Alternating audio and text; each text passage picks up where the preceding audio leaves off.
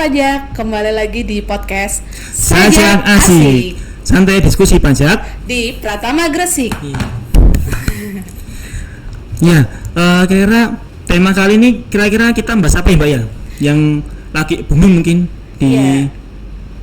mungkin di pajak ya? Di kalangan PKP mungkin ya khususnya ya.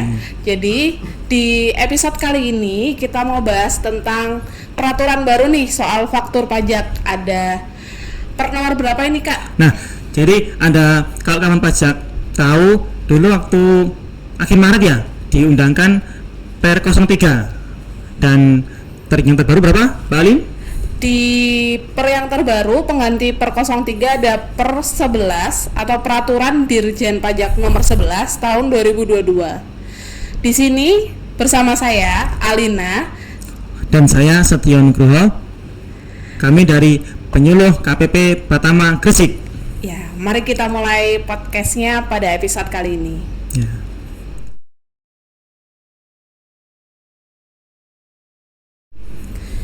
Nah, yang pertama tentang faktur pajak. Jadi, apa sih pengertian faktur pajak sendiri?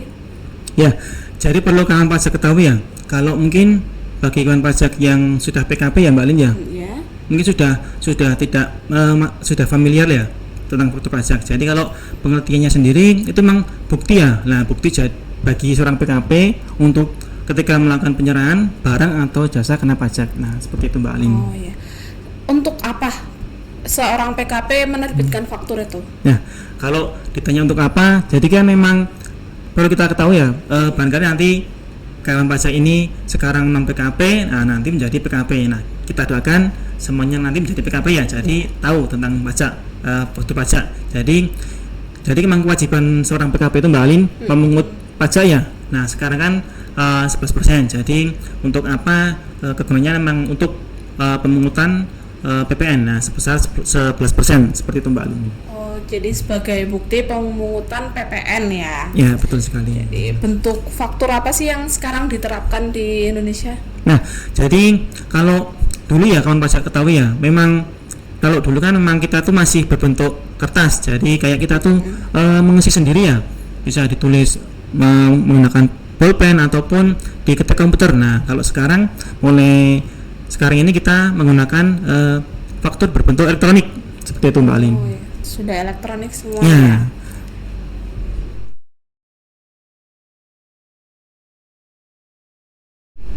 Nah, kalau tadi kita sama-sama sudah mengetahui pengertian faktur pajak, ya Mbak Alin, kira-kira kapan sih faktur pajak itu dibuat?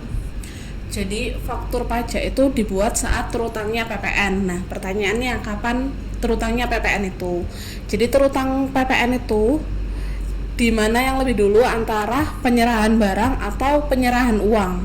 Jadi kalau misalkan kawan pajak melakukan penyerahan barang terlebih dahulu, maka saat penyerahan itulah saat terutang PPN. Atau kalau misalkan ada pembayaran dulu tanpa ada penyerahan barang. Nah, penyerahan uang ini pun termasuk saat terutangnya PPN. Atau misalkan melakukan ekspor, itu juga saat ekspor itu termasuk saat terutangnya PPN. Dan mungkin yang sering dibingungkan kawan pajak nih, kalau misalkan pembayarannya termin pun berlakunya seperti yang sebelumnya. Jadi mana dulu antara uang sama barang itu saat terutangnya PPN. Oh, baik, jadi intinya faktur pajak dibuat ketika ada penyerahan atau pembayaran ya gitu ya Mbak Alin ya. Oh, itu mana yang lebih dulu. Oh baik, nah jadi gini Mbak Alin, sepertinya yang kita alami ya kan banyak PKP itu kayak dalam waktu 1 bulan itu sering banget kayak membuat faktur pajak. Nah, masa yang sama, terus ke wajib pajak rekanan yang sama. Nah itu kira-kira gimana Mbak? Biar kayak mempersingkat, biar tidak perlu membuat faktur berkali-kali.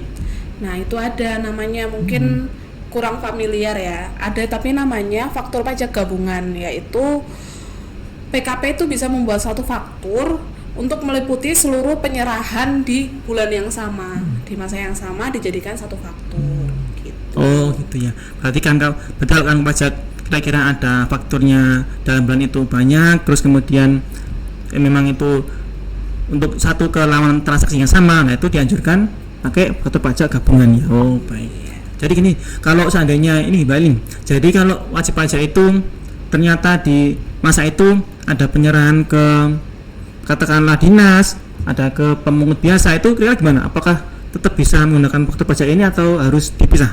Jadi faktur pajak gabungan ini terpaku ke kode fakturnya yang di depan itu. Kalau misalkan kawan pajak tahu ada 01, 02 dan seterusnya sampai 09. Faktur pajak gabungan ini bisa dilakukan dengan syarat kode fakturnya harus sama. Jadi kalau misalkan dinas kan rata-rata menggunakan 02 dan kalau swasta 01 itu tidak dapat digabungkan. Harus atas kode faktur yang sama. Oh, itu berarti memang harus atas kode faktur yang sama ya? Ya. Oh baik. Terus kalau kira-kira pembuatannya apakah harus di bulan awal bulan berikutnya atau apakah di bulan yang sama atau di akhir bulan? Nah, seperti apa Mbak? Ketentuannya untuk pembuatan faktur pajak gabungan ini harus di akhir bulan penyerahan, maksimal di akhir bulan penyerahan. Jadi misalkan di masa itu dibuatnya akhir bulannya gitu. Oh baik. Berarti kan pajak cukup jelas ya. Kalau kan pajak memang ingin membuat faktur pajak gabungan, nah itu jangan lupa dilakukan maksimal di akhir bulan, jangan di bulan berikutnya, seperti itu. Iya, siap.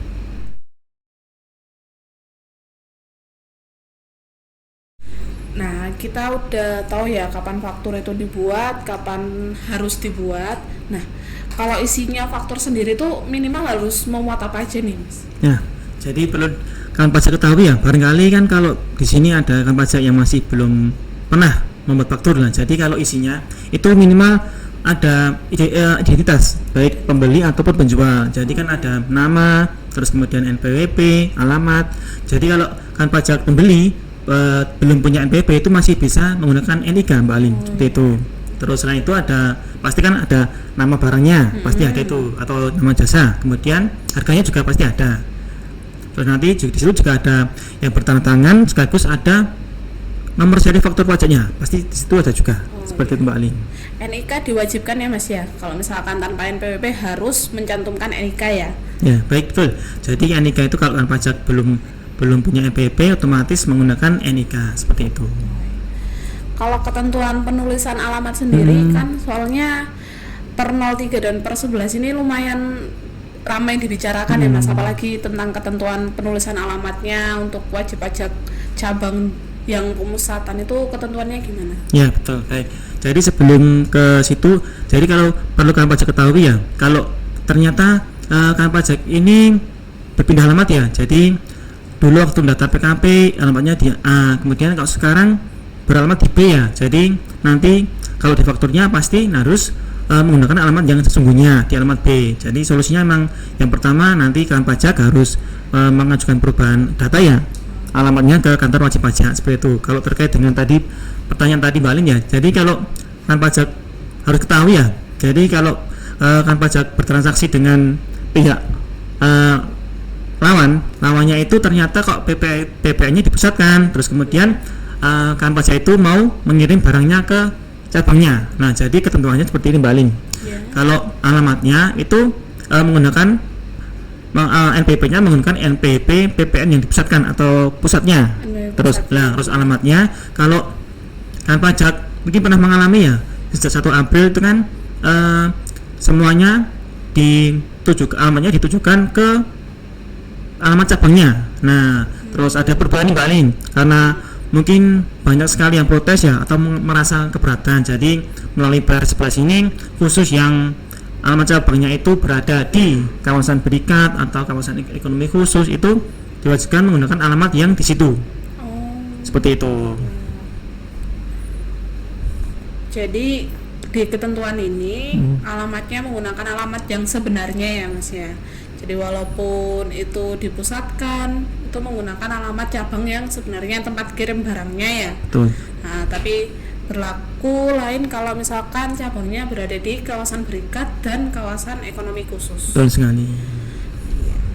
Kalau di per 11 kira-kira ada perubahan nggak Mas soal ketentuan ini? Jadi memang secara garis besar yang perubahannya di situ ya kan pajak ya, terkait dengan alamat tadi, alamat yang tadi. Kalau alamatnya barangkali masih ada yang belum paham, jadi terkaitnya nanti kalau kawan pajak mengirim PPN-nya itu ke alamat cabangnya itu ternyata di kawasan berikat dan ternyata PP-nya itu dipusatkan. Nah itu nanti ketika di fakturnya NPP-nya NPP pusat dan alamatnya alamat di kawasan berikatnya. Kalau selain itu ya tetap sama, kembali ke awal. Jadi untuk alamat dan NPP ikut pusat seperti itu. Jadi alamat dan NPWP-nya sesuai ketentuan awal ya. Betul sekali. Perbaikan per 03. Nah ini tadi kan faktur isinya nomor faktur, lawan transaksi sama nama barang. Nomor faktur tentu ada ketentuannya. Betul. Lawan transaksi kita sudah bahas tentang alamat ini. Nah kalau nama barangnya sendiri diatur nggak sih Mas? Buat faktur itu. Oh iya baik. Jadi perlu kawan pajak ketahui ya, kalau membaca PR-nya lagi ya P03 itu ada. Ini salah satu contohnya Mbak Lin ya. Jadi kalau kawan pajak ini melakukan atau membuat faktur ya, katakanlah kan pajak mau menjual tanah atau bangunan lah, itu nanti di situ diwajibkan harus ada paling nggak ada nama alamatnya, alamat tempat rumah atau tanah yang dijual. Kalau seandainya kan pajak itu menjual kendaraan bermotor, itu paling nggak ada nama merek, terus tipe, terus nama rangka kendaraan bermotornya, nah seperti itu.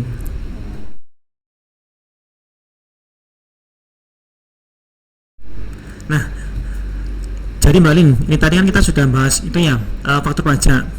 Terus kira-kira nih, aplikasi apa sih yang untuk membuat faktur pajak itu namanya?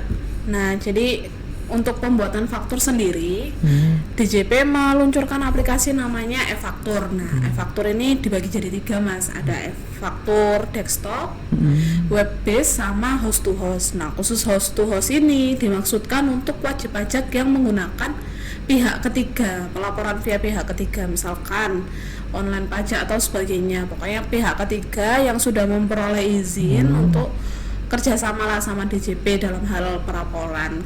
Tuh, baik. Jadi aplikasi ada beberapa ya Mbak Lin ya.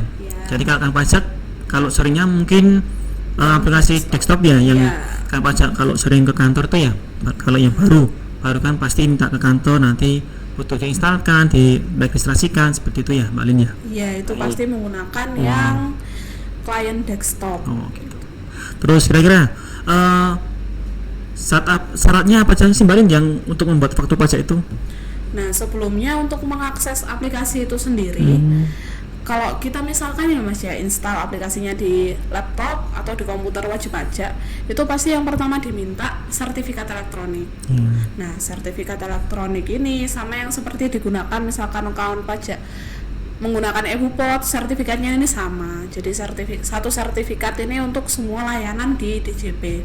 Yang kedua yang diminta itu kode aktivasi. Kode aktivasi ini sendiri itu diperoleh waktu kawan pajak melakukan aktivasi akun. Jadi setelah PKP, survei, kawan pajak kan melakukan aktivasi akun ke kantor. Nah, waktu aktivasi akun itu kawan pajak memperoleh kode aktivasi dan pastikan kode aktivasi itu sudah diaktifasikan sama petugasnya. Nah, baik. Jadi memang ada beberapa ya kawan pajak ya. Tadi ada sertifikat, ada kode aktivasi dan lain sebagainya. Terus tadi kan sempat kita bahas ya Mbak Alin ya di depan tadi terkait dengan nomor seri faktur pajak. Nah itu gimana sih biar kan pajak itu memperolehnya? Apakah harus mereka tuh minta sendiri atau harus datang ke kantor? Nah itu seperti apa Mbak Alin?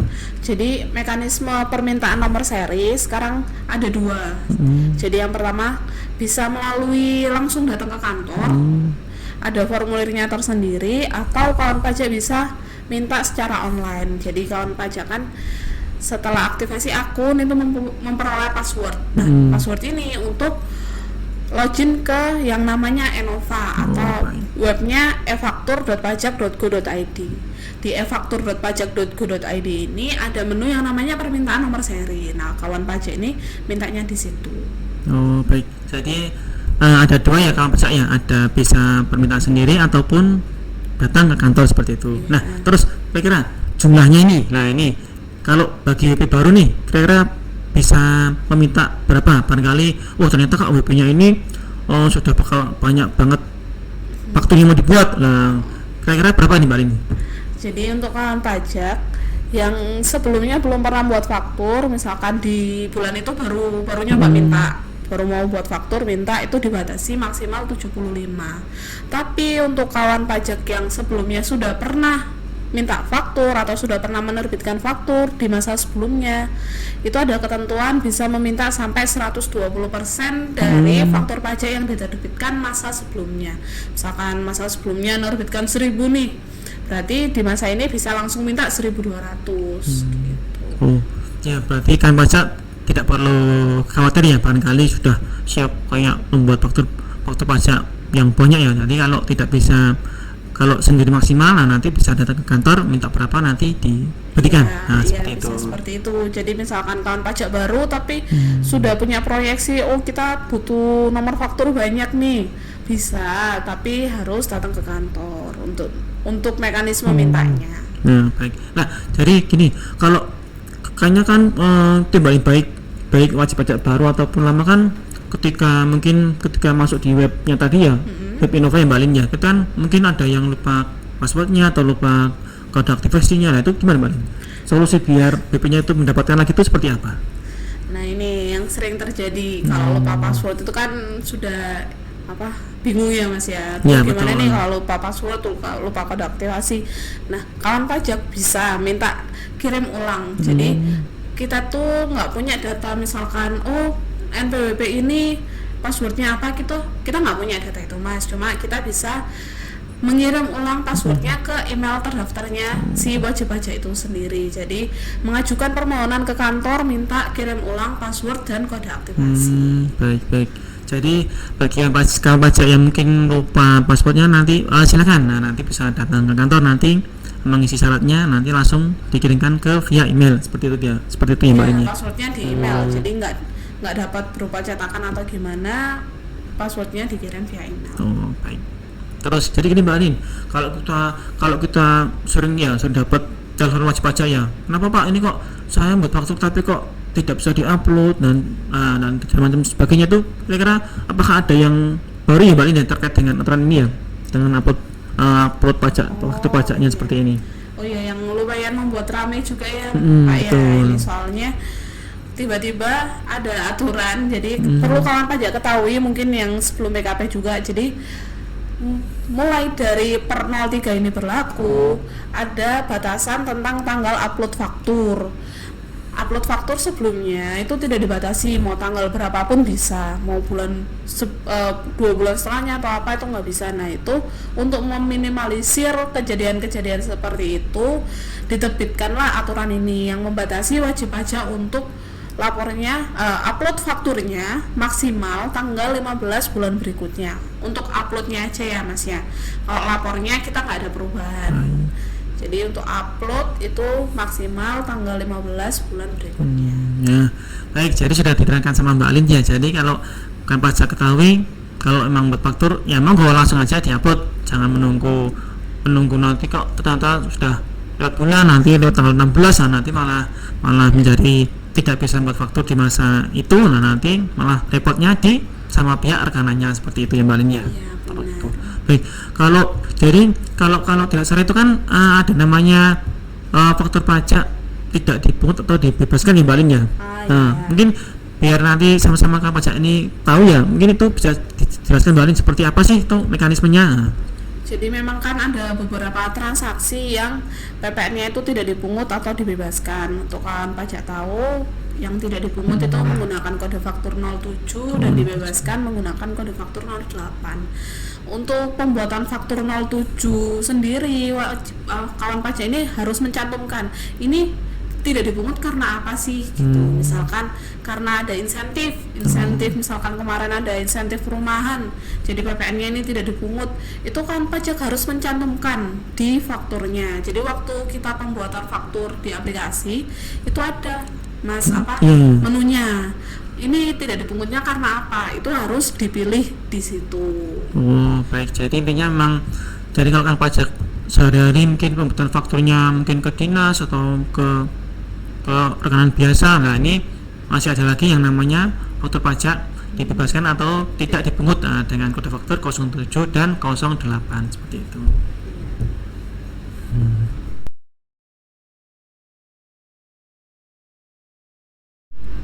Nah, selanjutnya misalkan nih wajib pajak sudah membuat faktur ya Mas ya, tapi ternyata ada yang salah, terus wajib pajak melakukan pembetulan faktur. Ini dalam hal apa aja sih yang diperbolehkan untuk mengganti faktur itu? Iya. Jadi memang tidak dimungkiri ya. Jadi kan banyak sekali yang terjadi itu kayak wajib pajak itu kan ada kesalahan ya, salah entah kayak itu Mbak Alin menginput mungkin blok ya, blok Oh, iya. blok bloknya mungkin harusnya 01 tapi ditulis 02, kemudian nama kadang namanya mungkin selamat ya tapi ditulis selamat. Nah, itu kan juga salah ya. Jadi emang kalau pajak ada kesalahan selain NPWP itu masih bisa dilakukan penggantian Mbak Alin, penggantian faktur seperti itu. Jadi bedanya kalau normal itu kan kodenya kosong ya Mbak Alin ya. Jadi kalau penggantian nanti menjadi 1 seperti itu. Oh, di digit ketiga nomor faktur itu ya Mas ya? Ya, yang Pak. dimaksud.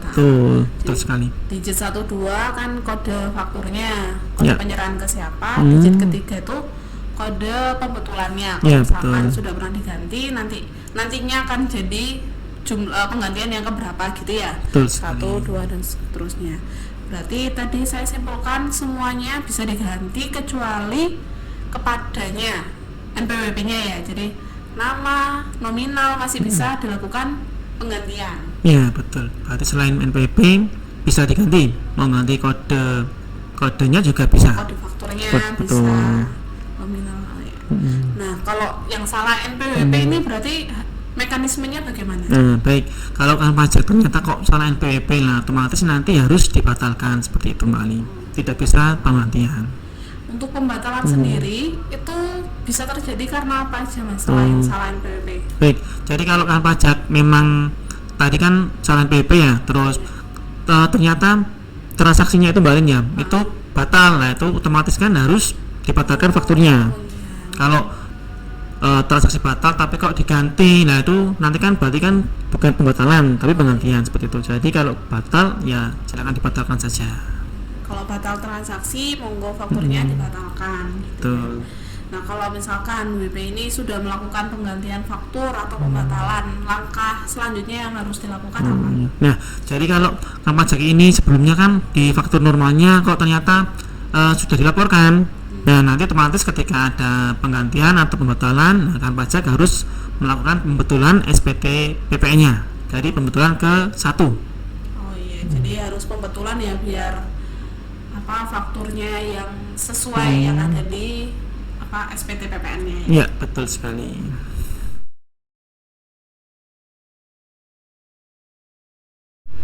Ya, jadi kalau di kantor kita ya Mbak Lin ya, jadi kan kayak semacam ada beberapa macam usaha wajib pajak usaha. Ada yang namanya pedagang besar, pedagang kecil, dan ada juga yang namanya pedagang eceran. Nah, mungkin bisa dijelaskan Mbak Lin ya, itu kalau yang dimaksud dengan pedagang eceran itu seperti apa sih?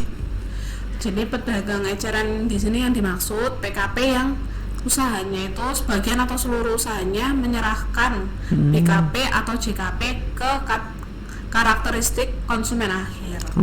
Baik, berarti memang ke konsumen akhir ya. Nah, terus ini kalau contoh dari konsumen akhir itu apa sih? Jadi konsumen akhir di sini itu yang misalkan beli barang itu langsung digunakan. Jadi bukan untuk usaha lagi gitu Mas, langsung digunakan untuk dirinya sendiri atau langsung dikonsumsi. Oh gitu ya. Berarti kayak kalau kita katakanlah beli di toko ya Mbak Lin ya, langsung kita gunakan ya, berarti itu termasuk dengan Ya, konsumen akhir. Kita sebagai konsumen akhir. Seperti itu ya. Terus kira-kira nih, biar kalian pajak juga tahu nih, kalau keterangan dalam faktur pajak pedagang eceran itu apa aja sih, biar kita juga sama-sama tahu. Jadi untuk pedagang eceran sendiri itu kan tidak membuat faktur pajak di setiap transaksi. Jadi nantinya faktur pedagang eceran itu harusnya memuat nama, alamat, sama nama siapa yang memungut, jenis barang atau jasa yang dipungut, PPN-nya atau misalkan ada PPN BM tapi jarang sekali, biasanya PPN-nya berapa, dan kode nomor seri dan tanggal pembuatan faktur. Oh, berarti malah kalau di sini tuh tidak perlu data identitas pembeli ya gitu, seperti itu ya. Oh, baik Jadi begitu. identitas penjualnya aja yang dicantumkan, nama, NPWP, alamat penjualnya. Oh begitu. Berarti perlu kita ketahui ya. Jadi kalau pedagang eceran itu nanti yang diperlukan memang cukup identitas pihak penjual. Oh seperti itu. Nah ini kalau contohnya faktur pedagang eceran ini seperti apa? Nah, faktur pedagang eceran ini bisa berupa bon kontan, faktur penjualan, cash register, karcis, kwitansi atau tanda bukti penyerahan. Ini yang lebih mudah dipahami aja ya untuk kawan pajak. Contohnya pedagang eceran itu misalkan minimarket ya yang ada di sekitar itu kan kalau misalkan mengeluarkan barang, misalkan kawan pajak membeli barang itu kan rata-rata untuk dikonsumsi sendiri.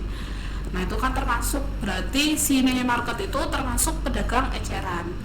Kalau kawan pajak perhatikan di struknya pasti ada berapa PPN yang terutang. Jadi barang kena pajaknya berapa ribu, PPN-nya berapa, itu termasuk sebagai fakturnya, faktur dari pedagang eceran itu. Oh baik, berarti memang tanpa sengaja memang kita itu menjadi salah satu bagian dari konsumen akhir tersebut ya kan. Kita tuh sering mungkin ke minimarket, ke mall, nanti kan dapat struk. Nah tanpa kita ketahui ternyata struk itu kan sebagai pengganti faktur pajak. Oh seperti itu. Faktur pedagang eceran. Baik, baik.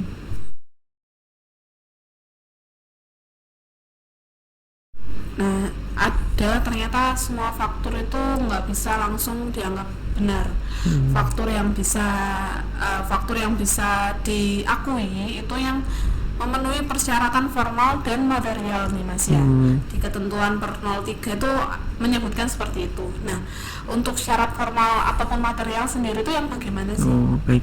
Jadi perlu sama-sama kita ketahui ya kawan pajak ya. Kalau syarat formal itu seperti isinya itu lengkap terus benar dan jelas. Jadi kalau kawan pajak pembuatan faktur itu harus alamatnya juga lengkap sampai di RT RW, kemudian nomor jalannya seperti itu.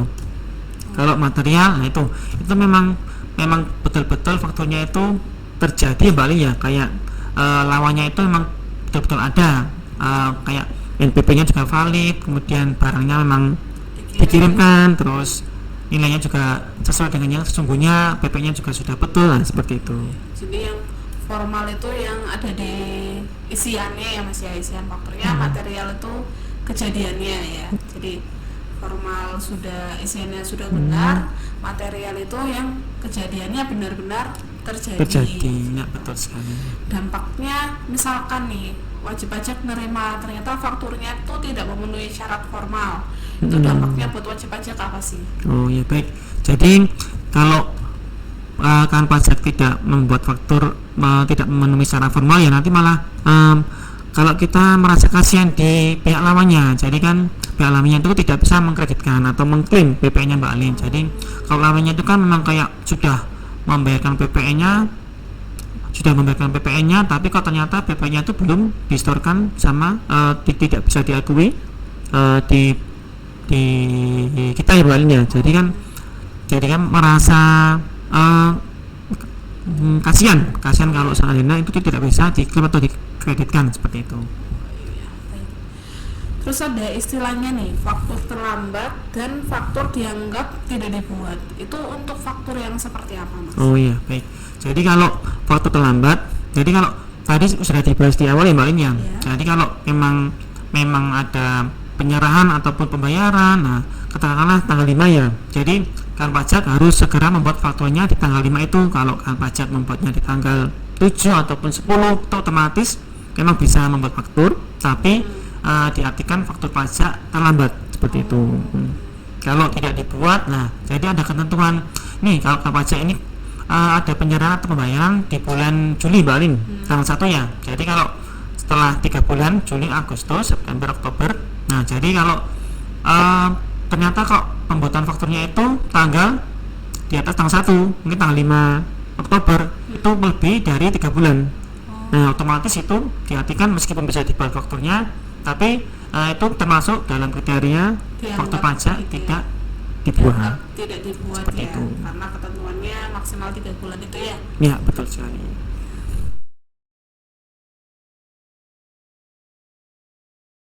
Nah, terus kira-kira kapan sih Mbak untuk pembayaran maupun pelaporan?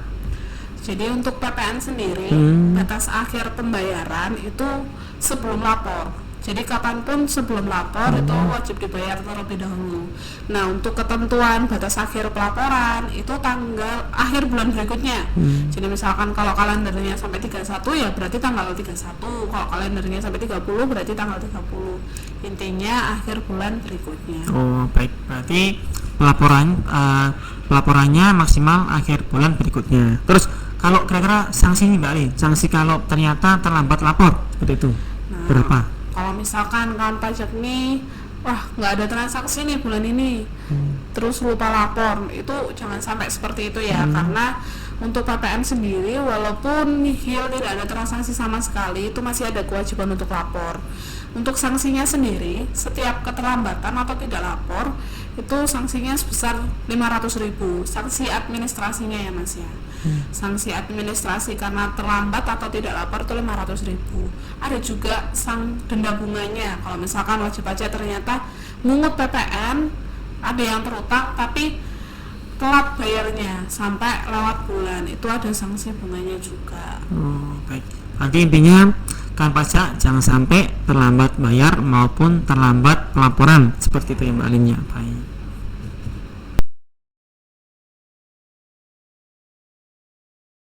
Jadi ini setiap mungkin ada kejadian kawan pajak yang laptopnya tiba-tiba rusak atau dibawa kabur orang gitu.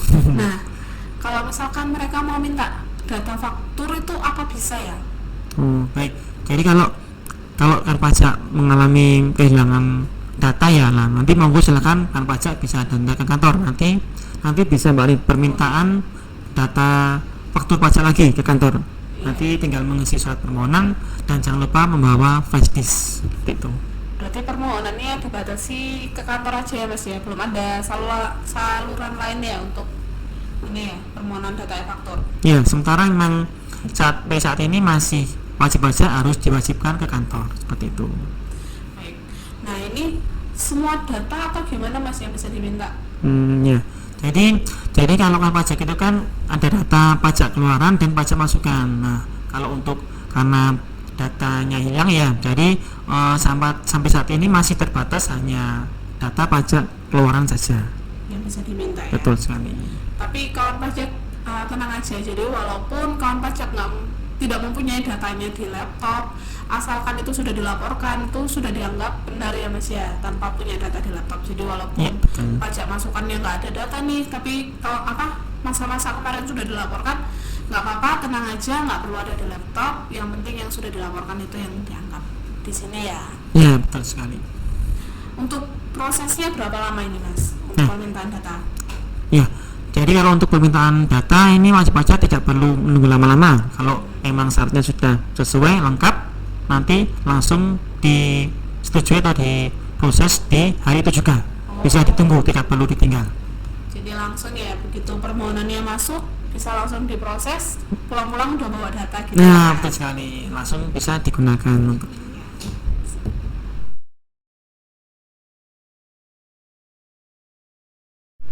Nah, jadi kalau di kita ya Mbak ya, kan kayak mengenal suatu kondisi keadaan tertentu ya. Nah itu kalau seandainya terjadi kondisi seperti itu, nah mungkin itu seperti apa ya Mbak ya terkait dengan perpajakannya? Jadi di sini kita juga memfasilitasi ya di peraturan ini, misalkan ada kondisi-kondisi tertentu. Nah kondisi di sini disebutkan misalkan ada perperangan, kerusuhan, revolusi, bencana alam, pemogokan, kebakaran dan sebab lainnya di luar kuasa PKP, itu bisa ini istilahnya keringanan. Jadi kalau misalkan sebelumnya pembuatan faktur harus secara elektronik, dalam keadaan tertentu ini bisa membuat faktur secara manual atau hard copy. Baik. Nah, jadi meskipun kita ada semacam kondisi seperti ini ya kawan pajak ya, tapi tetap doa kita semoga kita selalu aman, tidak sampai mengalami kondisi keadaan yang seperti tadi disebutkan sama Mbak Alin tadi, seperti itu. Nah, tadi kita disebutkan pembuatan fakturnya manual. Nah, nanti kalau setelah kondisinya sudah normal, nah ini apa yang harus dilakukan Mbak Alin? Jadi ini pembuatan fakturnya manual ya. Untuk lebih lengkapnya kawan pajak bisa cek lampirannya di per 03 ini.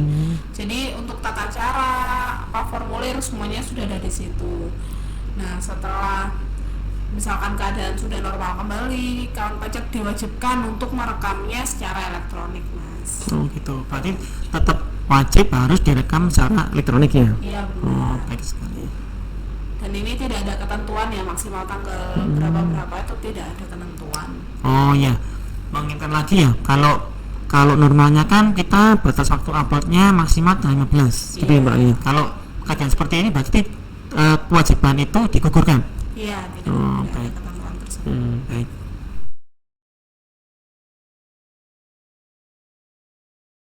Nah, tadi kan kita sudah bahas hampir semua bahasan ya Mbak Lia. Ya.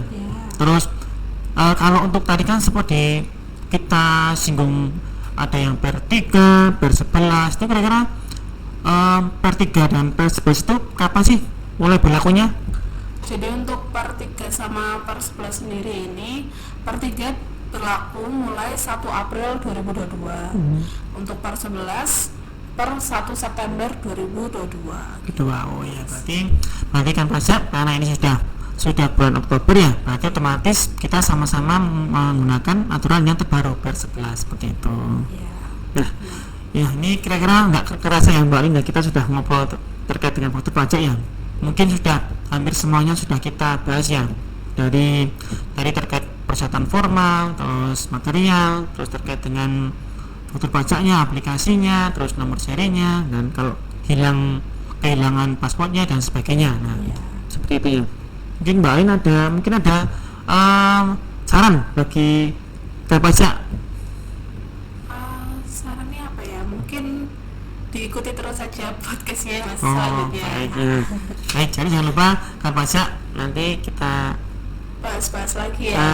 seru sekali dengan topik yang pasti lebih seru daripada yang saat ini. Iya. Dengan peraturan yang terbaru seperti itu. Iya, kita terus update ya Mas ya. Setiap ada peraturan terbaru nanti kita ngobrol-ngobrol lagi di sini.